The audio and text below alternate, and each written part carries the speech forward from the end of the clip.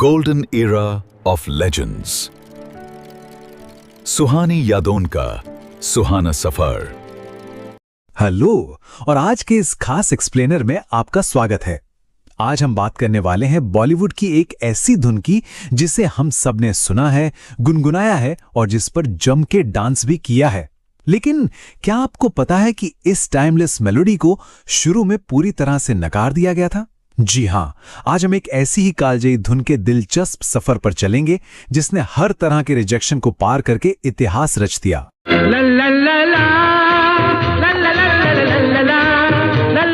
गुलाबी आंखें जो तेरी देखी शराबी ये धुन एकदम बकवास है। इसे उठाकर सीधे कचरे के डब्बे में डाल दो। शॉकिंग लगाना? सोचिए, जिस मास्टरपीस को आज हम हर शादी और हर पार्टी में लूप पर सुनते हैं, उसे इंडस्ट्री के बड़े बड़े दिग्गजों ने रद्दी कहकर रिजेक्ट कर दिया था। मतलब लिटरली ये किसी भी आर्टिस्ट के लिए एक बहुत बड़ा झटका था। तो चलिए देखते हैं हमारा पहला भाग, कचरे से क्लासिक तक का ये सफर आखिर शुरू कैसे हुआ। अब देखिए, हमारे प्यारे पंचम दा यानी आर.डी. बर्मन को अपनी कला पर पूरा भरोसा था। उस दौर में उन्होंने एक ऐसी धुन तैयार की थी जो समय से बहुत आगे थी। गिटार और ड्रम्स का ऐसा धमाकेदार, ऐसा क्रांतिकारी इस्तेमाल था ना कि क्या कहने। लेकिन प्रॉब्लम ये थी कि उस टाइम के पारंपरिक फिल्म मेकर्स को ये जादू समझ ही नहीं आया। उनके लिए ये कुछ ज्यादा ही मॉडर्न था और उन्होंने बिना सोचे समझे इसे तुरंत रिजेक्ट कर दिया। दिल में मेरे ख्वाब तेरे तस्वीरें जैसे। और बस यहीं से शुरू होती है रिजेक्शन की एक हैट्रिक। एक ऐसा दौर जिसने शायद किसी भी आम इंसान को पूरी तरह तोड़ दिया होता। जी हां, एक नहीं, दो नहीं, बल्कि 3 बार। पहले 1966 में फिल्म तीसरी मंजिल, फिर 1967 में चंदन का पालना और फिर 60 के दशक के आखिर में रातों का राजा। इस शानदार धुन को बार बार लगातार कूड़ेदान का ही रास्ता दिखाया गया। चलिए पहले रिजेक्शन की बात करते हैं।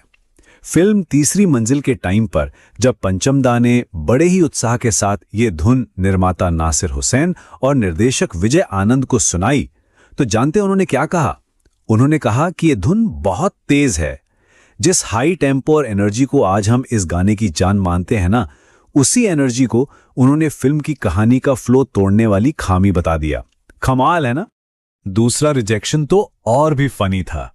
इमेजिन कीजिए, फिल्म चंदन का पालना एक सीरियस फैमिली ड्रामा थी जिसमें ट्रेजेडी क्वीन मीना कुमारी रो रही हैं और बैकग्राउंड में पंचम दा की ये उछल-कूद वाली जंपी सी धुन बज रही है। ऑब्वियसली डायरेक्टर इस्माइल मेमन इस कॉम्बिनेशन को देखकर एकदम चौंक गए। उन्होंने तुरंत कहा, भाई ये तो बिल्कुल मिसफिट है, और धुन को वापस डिब्बे में बंद कर दिया। अब आते हैं तीसरी कोशिश पर, जो शायद सबसे ज्यादा दिल तोड़ने वाली थी। रातों का राजा के लिए भी इसे फिल्म की थीम के खिलाफ बताकर रिजेक्ट कर दिया गया। हद तो तब हो गई जब इंडस्ट्री के कुछ लोगों ने पंचम दा को यहां तक कह दिया कि देखिए, आप इस धुन को हमेशा के लिए भूल जाइए, ये किसी काम की नहीं है।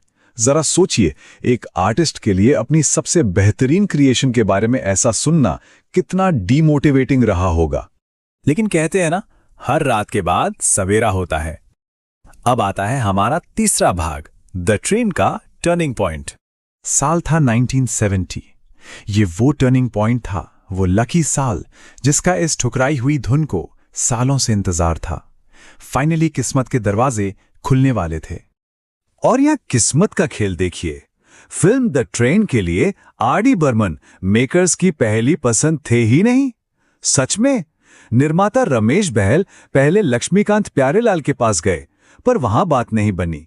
फिर वो एस.डी. बर्मन के पास गए, पर वो आराधना की सक्सेस के बाद इतने बिजी थे कि उनके पास टाइम नहीं था। और तब जाकर फाइनली ये प्रोजेक्ट आर.डी. बर्मन की झोली में आ गिरा। मतलब दूसरों की ना पंचम दा के करियर की सबसे बड़ी हां बनने वाली थी। यहीं से शुरू होता है हमारा चौथा भाग, राजेश खन्ना और मोहम्मद रफी का वो जादू जिसने इतिहास रच दिया। जैसे ही उस दौर के सुपरस्टार राजेश खन्ना ने इस रिजेक्टेड धुन को सुना, उनका रिएक्शन एकदम स्पॉन्टेनियस था। उन्होंने कहा, यही है वो गाना, इसे बिल्कुल मत छोड़ो।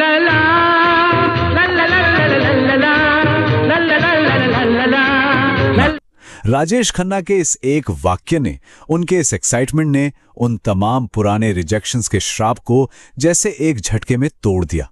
उन्हें पहली ही बार में समझ आ गया था कि बॉस, इस धुन में कुछ तो खास बात है। अब धुन तो पास हो गई थी, लेकिन इसे एक परफेक्ट आवाज चाहिए थी, और वो आवाज थी लेजेंडरी मोहम्मद रफी साहब की। रफी साहब की वो यूथफुल, वो फुल ऑन एनर्जी वाली मस्ती भरी आवाज, और उसके ऊपर पंचम दा की वो बारीक फाइन ट्यून रिकॉर्डिंग। उस दिन स्टूडियो में जो रिकॉर्ड हुआ ना, वो सिर्फ एक गाना नहीं था, वो एक मैजिक था जिसने इस धुन में हमेशा के लिए जान फूंक दी। संभालो मुझको ओ मेरे यारो, संभलना मुश्किल। और इसका नतीजा हम सबको पता है।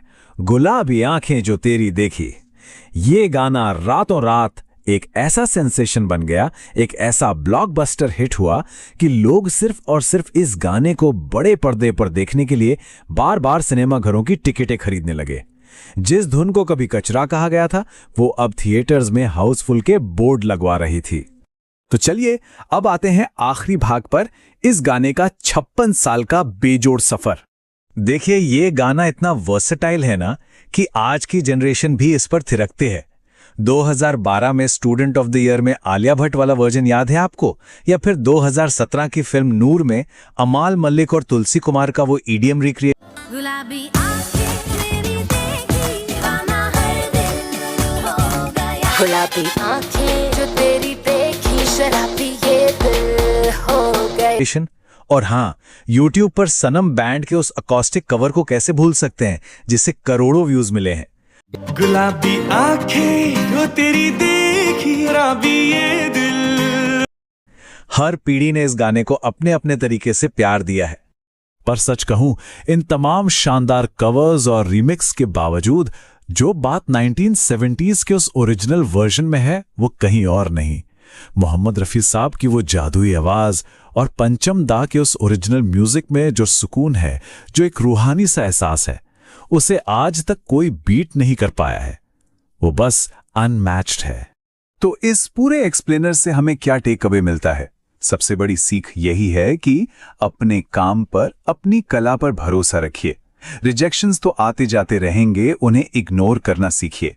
अगर आपके काम में दम है ना, तो बस सही समय और सही जगह का इंतजार कीजिए। पंचम दा की ये जिद हमें यही सिखाती है कि चाहे कुछ भी हो जाए, हार नहीं माननी है। खैर, इस एक्सप्लेनर को खत्म करने से पहले मैं आपके लिए एक सवाल छोड़कर जाना चाहता हूं। जरा सोचिएगा, मोहम्मद रफी साहब का वो कौन सा गाना है जो आपके दिल के सबसे करीब है? क्योंकि जैसा हमने आज देखा, असली संगीत वही है जो दशकों बाद भी दिलों में बसा रहे।